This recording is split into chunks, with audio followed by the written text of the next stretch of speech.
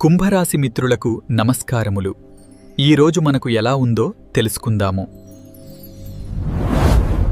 ఈరోజు కుంభరాశి వారి జీవన ప్రయాణాన్ని గమనిస్తే చంద్రుడు మీ రాశి నుండి 11వ ఇంట్లో ధనుస్సు రాశిలో సంచరిస్తూ అత్యంత శుభప్రదమైన లాభస్థాన ఫలితాలను ప్రసాదిస్తున్నాడు. దీనివల్ల ఆకస్మిక ధనలాభం, మిత్రుల సహకారం మరియు చేపట్టిన ప్రతి పనిలోనూ విజయం లభిస్తుంది. అయితే మీ రాశికి 2వ ఇంట్లో మీనరాశిలో కుజుడు సంచరిస్తుండటం వల్ల ధనప్రవాహం ఉన్నప్పటికీ మీ మాట తీరులో కొంత ఆవేశం లేదా దూకుడు ఉండే అవకాశం ఉంది.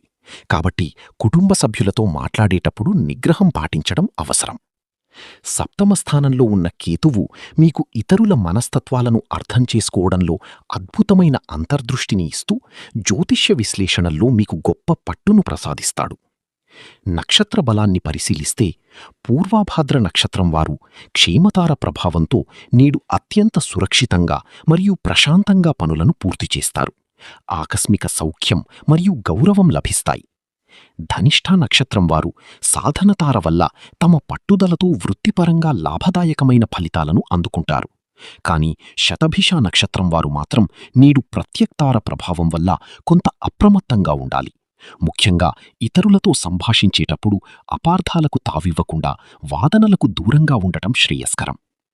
నేటి బహుళ చవితి తిథి మీకు ఇచ్చే సందేశమేమిటంటే, విఘ్నహర్త అయిన గణపతిని స్మరిస్తూ లభించిన ఈ అద్భుతమైన లాభచంద్రుని బలాన్ని మరియు సప్తమకేతువు అండను సమన్వయం చేసుకుంటే ఈరోజు మీరు ఆర్థికంగా మరియు వృత్తిపరంగా తిరుగులేని విజయాన్ని సాధిస్తారు.